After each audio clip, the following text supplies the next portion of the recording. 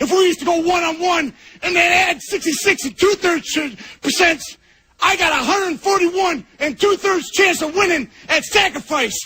See, Joe, the numbers don't lie.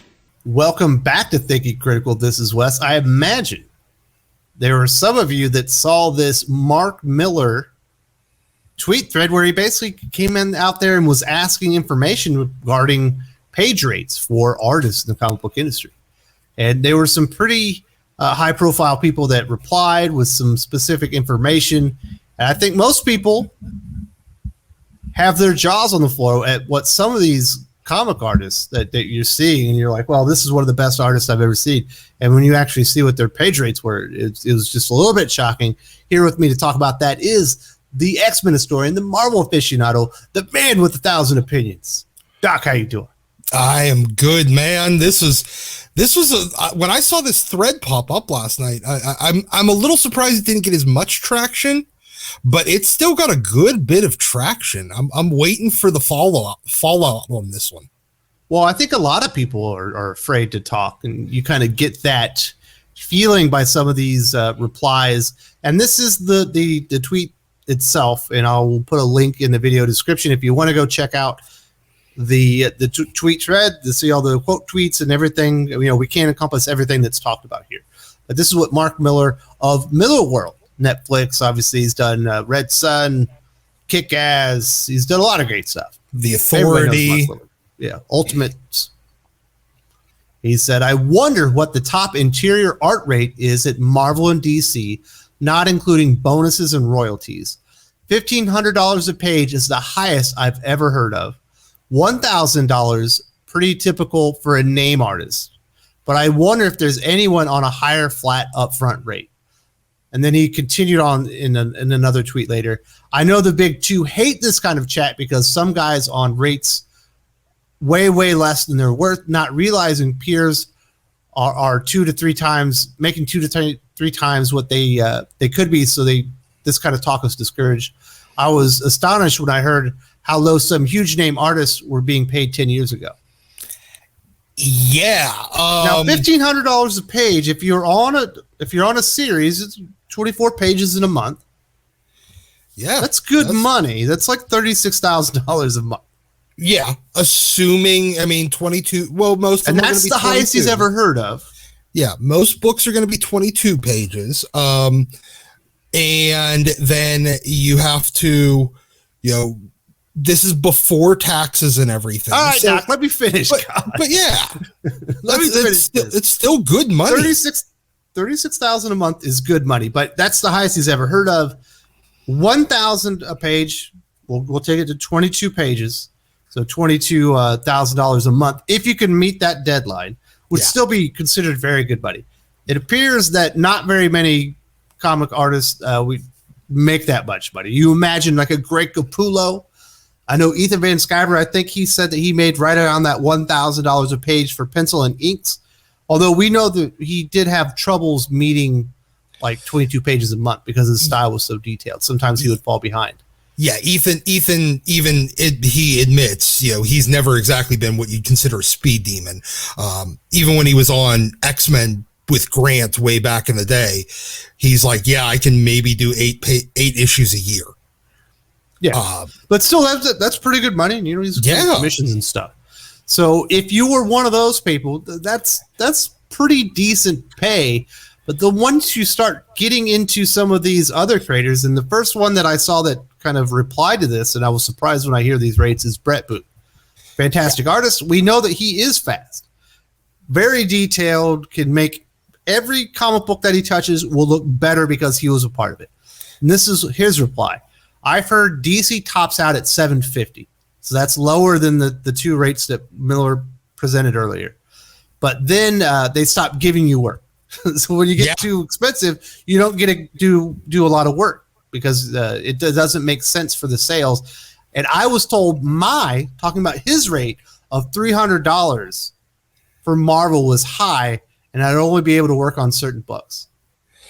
Yeah.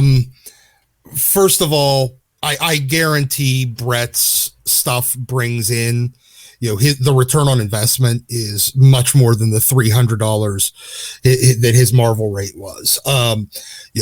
He's but yeah, like, he is right. Like, once you hit that peak money, and after you're there for a little while, they just kind of stop giving you work because you see Greg Capullo, he's got that Batman run. Yep. He starts signing new agreements. Next thing you know, he only does Dark Knight's Metal. Yep. Maybe he does that 2 or 3 issue DC Black Label, whatever that Scott Snyder, the Last Night or whatever. And then he does Dark Knight's Death Metal, but he doesn't do ongoing work anymore. He only does work here and there. Yeah, they become event artists. They become marquee book artists. They start hopping around when titles are launching. Yeah, specifically at Marvel. Yeah, Marvel's good for that. They'll grab a hot artist. I mean, we're seeing it with X-Men right now with Pepe Larraz. And granted, I don't think he's going to be at even that $300 a page rate. Because while he's a very talented artist, his name doesn't necessarily sell books yet. Definitely not on the level of somebody like a Greg Capullo or a Ethan Van Sciver or even a Bret Booth. So he's going to get probably bounced around a lot. But once you start getting close to the top of those lists, once it comes up for, you're already selling about max what you're going to, you want a raise as well, because, you are their marquee artist. They won't pay it to you. So what do? Your only choice is really to leave. And they stop giving you work because they're looking at it like, well, we can publish 2 other books, 3 other books for the same rate that we're paying you for one book. Yeah, and we can just pay J. Scott Campbell to do the cover or Alex Ross to do the cover. They have their own fans that only buy their covers anyway. We can prop up sales with a couple of schemes, maybe tie in some ordering schemes and prop up sales that way anyway. And that way you have the good artists that are bouncing around. You rarely will get a Marco Cicchetto on Daredevil for a couple years, which is great. Obviously, I love that. But, that's why you don't see Alex Ross really do interiors once every couple years. It's why you don't see J. Scott Campbell do interiors unless he's wanting to contribute to Spawn 300.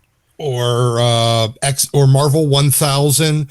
I mean, there's a reason why I think Steve McNiven doesn't do interiors really anymore. Yeah, it's a date launch. Yeah, like he did that Return of Wolverine.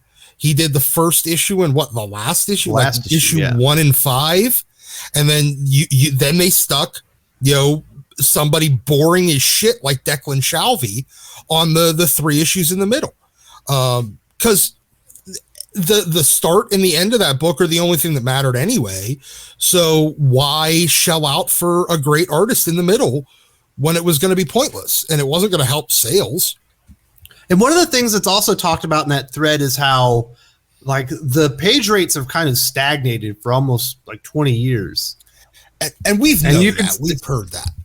And you can see why they have to do all these techniques, because you've got inflation, the cost of materials go up, and all that stuff. You're not increasing the page rate, but so you think your profits are getting bigger, right? Because you've increased the prices on the books anyway, but they've been decreasing the audience along with it. Yep. And they got to take their fat from somewhere, and it's not going to be from the corporate hide. And they're taking it out on the artist back. And it's crazy because those guys are the ones that work the hardest. They have the hardest job for making a comic book. They're literally grinding out the pages, a lot of them to the detriment of their own health and family life and stuff like that. And it's crazy that page rates would stagnate for almost 2 decades. Yeah, I mean, we've been hearing about this for a long time with, there'd be little rumblings here and there about, I haven't had a page rate increase in 20 years. I'm still on the same rate that I was when I first got hired.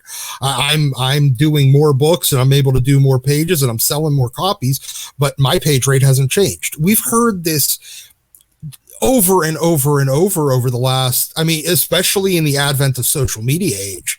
there's a lot more sharing of this information. Yeah. And as Mark said, the big two do hate when this comes up. Because you're right. They're not going to, the corporate types aren't going to eat the loss. They've shrunk the audience. So every single time the price goes up, it's mostly just to offset the dwindling size of the audience on a monthly rate, because the costs are fixed on these books with page rates from everybody, especially when they freeze them for 20 goddamn years. Yeah, it's crazy. One artist, she spoke up, named Megan Hetrick, and her reply was, my highest page rate is $310 a page at DC Comics, $190 for pencils, $110 for inks, and I got a $20 a page raise this year, my first since 2013 when I started with them. Yeah, and now granted, I have no idea who this artist is. I don't know if I've ever seen her work, but that's absurd.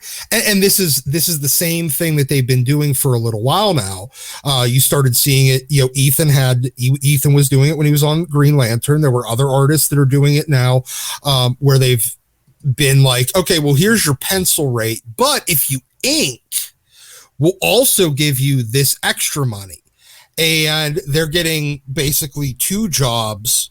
They're doing two jobs for what used to be the cost of, inflation wise. If you actually factor inflation in, yeah, they're making more, but they're doing double the work too. Yeah. And I don't think Megan Hetrick is on a steady gig. Is she getting 20 pages a month? Even then, it's only like $6,000. It's not like that's a lot of money. No, I mean, if you're doing, that's a okay-ish. You could do all right if you're living in Missouri, but if you're living in New York or California or any place like that, if you're living in a studio. Metro, if you're living in a metro area, that sucks. If you're living in, a very rural, low cost of living area, then maybe it's all right for you, especially, and in this day and age with the communication tools that are available, faxing pages and emailing scans and stuff isn't as hard. So it lets people move out, and live in cheaper areas. But a lot of these people still want to live in New York. They want to live in LA, and $6,000 a month is not enough. I mean, that's $72,000 a year before taxes. That's not especially if you have a family. Now there's going to be other supplemental incomes. You're going to have commissions and stuff like that, but just, you'd think having to grind out a comic book a month. Yeah, it doesn't leave a lot of time when you're doing a monthly book, unless you're a Mark Bagley, unless you're one of the Kubert brothers, unless you're John Romita Jr., that can really blast out pages, a page and a half a day. And a lot of these artists, they were asking in there that I saw part of the thread was talking about, well, how many pages do you get? And even Mark Millar said, a lot of the artists that he works with, especially on those top rate guys, they're getting 2 pages a week. So they're not doing a monthly. I mean, it might come out, but they're only doing basically half a book a month, art wise. So that's 6 months of work, but I mean, it's 6 months of pay, but 12 months of work.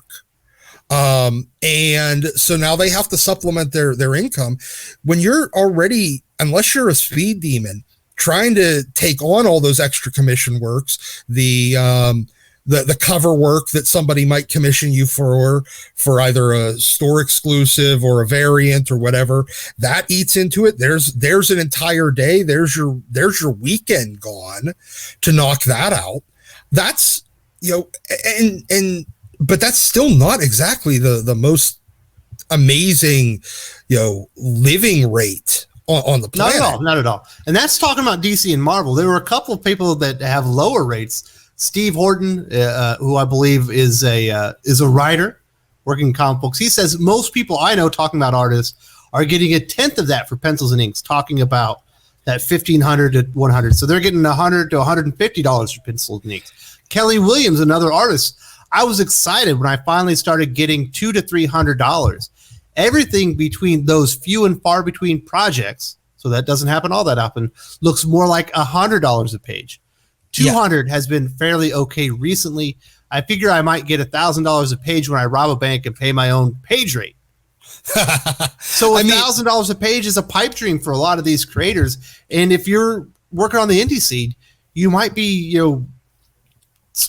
eking it out on $100 a page or something like that. And you can see why sometimes, maybe there isn't a lot of detail, and maybe it does look like it was rushed because they might be having to do so many projects just to kind of make it. Yeah, I mean that's the thing. Whenever your rates are that low, I mean we saw this from a while back. There was a leak. I don't remember if it was like a Glassdoor or something. I saw somebody do a video on it where they were talking about what the average rates were, and you get companies like IDW that are paying like $150 a page, pencils and ink, like Lion Forge and Oni and oh god, there was another one, Boom. I think Boom was paying $75 a page, 90 if you inked it. Like the unless you basically $100 a day, anything less than that, you're basically going to be on some sort of assistance. And if you're needing to do, basically 2 pages a day, you are not going to have time to put detail into your work. It's going to, you need to do that. Plus you need to do 2 books a month, plus take on commissions, plus take on other stuff just to be able to eke out a relatively middle-class living. And you think about, we talked about the new art house style for Image Comics. It's not the most amazing art in the history of the world like they kind of was when they first started. It's much more bland. It is kind of got a basic thing to it. It's really flat. Not a lot of exciting things going on there, but then you can kind of understand, unless you're one of those really big projects that gets a lot of sales, the page rate's probably pretty low. Yeah. You get what you pay for. Yeah, you do. I think that's the lesson that a lot of this is teaching us. You're going to get what you pay for. I mean, taking 2 days on a page when you're getting paid $1,000 a page is reasonable because you end up, that's the reason why you're able to charge $1,000 a page, because you have that much detail into it, because there are, you sell and the readers can tell that there was a lot of energy and craft put into putting each of those pages together. Whereas that Image kind of modern house style, it looks like it was done for, storyboarding for Hollywood and done on the cheapest possible way. And that's what you get. And you're probably not going to get a raise out of that. Maybe, and it's like kind of this weird catch-22. The more time you put into it, the less, you're going to end up, you have to almost fight forward with it. You got to put the extra work in to justify the extra money, but you can only justify the money after you have already agreed to do the work for a cheaper rate. It's a crazy thing. I'll leave this as the last quote I want to put out there. Staz Johnson worked on a lot of big characters at DC, Marvel. Maybe not a household name, but certainly somebody that's been in the industry for a while. This is what he had to say. I'd like to think, a dependable 35-year veteran as a pro, and I could only dream of such rates. Yeah, and I think that's kind of pathetic, in a lot of ways, because, yeah, I mean, look, I've seen Staz Johnson's art. He's a good workhorse, workman, journeyman artist, and penciler. But yeah, I mean, look, the comics industry, the price of comics has vastly outgrown the pace of inflation. The market, the audience has shrunk past the point of inflation. And at the same time, everybody's still flat. I mean, he's still flat on his same rate, and it's a lower rate. I mean, he's basically, in order to have the same living ability, like the disposable income and quality of life that he did 30 years ago, he's got to work triple the amount, and he's got to get paid triple the amount, because that's what inflation is, Ted. And it's sad. I mean, I saw Victor Bogdanovich in one of the threads say, whenever he was talking to Marvel about doing the X-Men relaunch or the Wolverine relaunch, and they gave him a price like per page, and he said he laughed on the phone and said, "Wait, you're serious?" That's how bad it is. Yeah, and as the Wolverine artist, to be one of the two artists on Wolverine, he laughed at their initial offer because he thought it was a joke. And the thing is, these are serious offers for them. Yeah, I get it. There's going to be people that make very, very different amounts. You know, I guarantee Jason Fabok and Gary Frank and everybody like those kind of guys definitely bring in more than a Staz Johnson audience wise. But at the same time, the disparity in page rate is wildly weird. Yeah, it's just one of the byproducts where you've shrunk down the audience. You've pushed the price to the max. So you probably can't even push it up anymore. There is going to be a breaking point, and it's too bad. It feels like the people that have taken it on the ass are probably the artists. And I imagine some writers' page rates have been stagnant, but you can write a lot more comics than you can draw in a month. Exactly. You know, Brian Bendis can write 6 friggin' comics a month. Now, granted, they're all first drafts, but even his best artist, fastest artist collaborator was Mark Bagley, and he was only able to do about he was able to do 16 books in a year, 16 issues a year. So marginally over 1 book a month. And that's the fastest guy he's ever worked with. But the thing is, once you hit those peaks, though, basically your only option is go indie, like go and do creator-owned stuff. And I think you're seeing that now with Gary Frank going to do creator-owned stuff. And you know what? Mark Millar, he's taken a lot of mainstream artists. He was even talking about it in his thread that, he negotiated with one, found out their big 2 page rate, doubled it to hire him on an indie book. It's smart, he's got the money to do it. He's got the means, and he certainly has a connection. So definitely be looking out for Mark Millar, Millar World coming to Netflix. Obviously, you got all the comic books coming out. Doc, I want to say thank you very much just to talk about this thing that, it's a cloud hovering over the comic book industry. They're not taking care of their artists. They're not, and I don't think they will be anytime soon.